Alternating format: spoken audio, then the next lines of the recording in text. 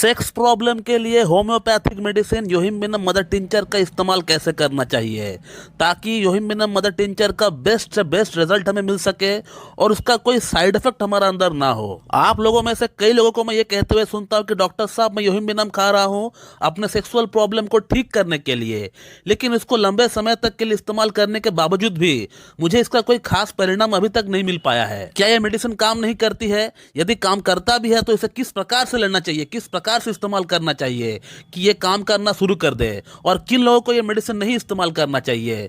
तो इन सारी सवालों का जवाब मैं आज इस वीडियो में आप लोगों को देने वाला हूं। तो सबसे पहले जानते हैं कि ये मेडिसिन असल में काम करता है या नहीं। तो दोस्तों, अगर आप लोग मेरा कहना माने तो योहिम्बिनम जो मेडिसिन है ये बहुत बढ़िया तरीके से काम करती है पुरुषों की प्रॉब्लम में, सेक्सुअल प्रॉब्लम की भीतर, इरेक्टाइल डिस्फंक्शन की प्रॉब्लम में, लिंग के अंदर तनाव की अगर बात करें तो उन तमाम समस्याओं में बहुत बढ़िया तरीके से काम करती है। लेकिन जैसे कि मैं आप लोगों को पहले भी बता चुका हूं कि होम्योपैथी में एक ही मेडिसिन सबको सूट करेगी ऐसा नहीं हो सकता है।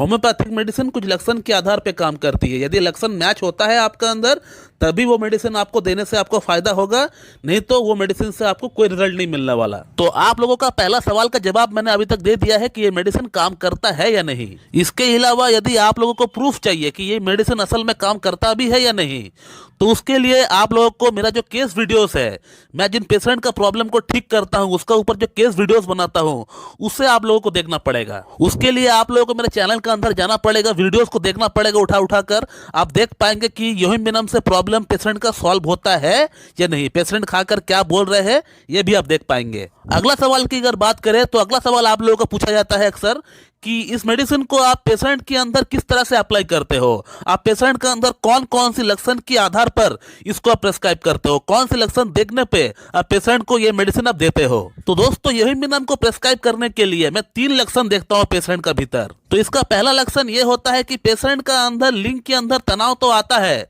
एकदम तनाव पूरी तरह नील नहीं हो जाता, जैसे एग्नस कैस्टस में पूरी तरह तनाव नील हो जाता है, जीरो हो जाता है, लेकिन योहिम्बिनम के केस में ऐसा नहीं होता है। पेशेंट का लिंग के अंदर तनाव थोड़ा बहुत रहता है, 30-40%, कई बार 80% भी तनाव आ जाता है, लेकिन वो तनाव रुकता नहीं है। और उसी के साथ पेशेंट का अंदर एक घबराहट होता है, एक बेचैनी होता है कि मेरे से सेक्स हो पाएगा या नहीं, और ये सोच सोच कर वो अपना अंदर एक तरह से डर पैदा कर लेता है और अपना अंदर जो एक सोच पैदा कर लेता है कि मेरे से शायद सेक्स ना हो पाए। इसके अलावा पेशेंट को सेक्स करने से पहले बहुत घबराहट होता है, बेचैनी होता है, बहुत पसीना छूटता है। ये बहुत वेल कीनोट सिम्टम है योहिम्बिनम का कि पेशेंट का अंदर घबराहट होता है, सेक्स से पहले बेचैनी होता है और पसीना छूटता है, और वो पसीना फेस से बहुत ज्यादा आता है, चेहरे से बहुत ज्यादा आता है।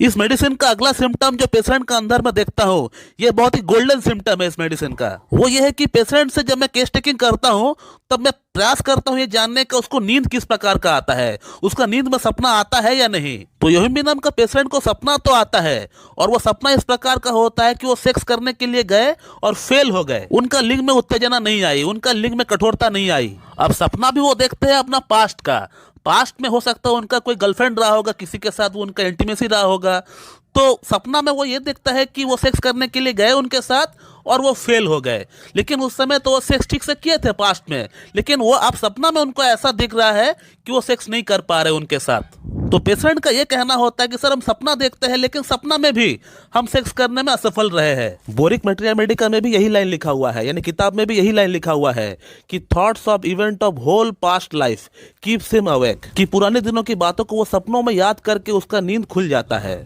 थर्ड जो सिम्टम मैं देखता हूँ योहिम्बिनम का, वो यह है कि पेशेंट का अंदर सेक्स के प्रति डिजायर है या नहीं, क्योंकि योहिम्बिनम का जो पेशेंट होता है इसको सेक्स के प्रति डिजायर बहुत ज्यादा होता है, इच्छा तो बहुत होती है, लेकिन इसका लिंग के अंदर ब्लड सप्लाई नहीं हो पाता है। तो इस प्रकार हम इस मेडिसिन का सिलेक्शन करते हैं किसी पेशेंट का भीतर।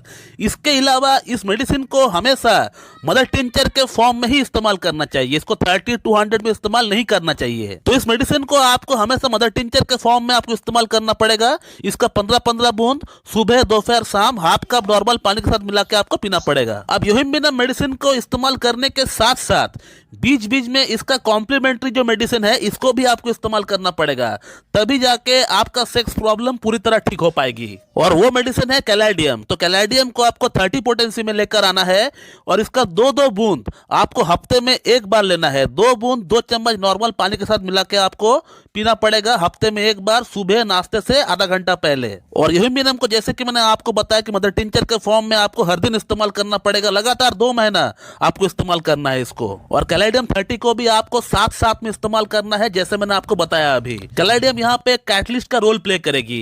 ये यूहिम्बिनम का काम करने का क्षमता को 3 गुना बढ़ा देगी। और अब बात करते हैं कि इस मेडिसिन को किन किन लोगों को इस्तेमाल नहीं करना चाहिए। तो इस मेडिसिन को आपको इस्तेमाल तब नहीं करना चाहिए यदि आपका स्टमक में कोई अल्सर है, आपको पेप्टिक अल्सर है, आपको डिडोनल अल्सर है, या आपका बॉडी में कहीं पे कोई सूजन है, या आपका फैटी लिवर की समस्या है, या आपका किडनी फंक्शन ठीक नहीं है, या आपका हार्ट की फंक्शन ठीक नहीं है। तो ये कुछ कॉन्ट्रा इंडिकेशन है इस मेडिसिन की। यदि आपको पेप्टिक अल्सर है, आपको डिडोनल अल्सर है, आपका किडनी फंक्शन ठीक नहीं है, या फिर आपका हार्ट की प्रॉब्लम है, या फिर आपको फैटी लिवर की समस्या है, तो इन तमाम समस्याओं में आप इस मेडिसिन का इस्तेमाल ना करें। या फिर आपका बॉडी में कहीं पे कोई स्वेलिंग हो रहा है तो भी आप इस मेडिसिन को इस्तेमाल ना करें। यदि आपको ब्लड शुगर है, आप इस मेडिसिन को इस्तेमाल कर सकते हैं, आप ट्राई करके देख सकते हो। उसमें अगर आपको कोई प्रॉब्लम फेस हो रहा है तो फिर आप उसको तुरंत बंद कर दीजिए। तो दोस्तों मैं इस वीडियो को यहीं पे एंड करता हूं। So thank you very much and have a good day.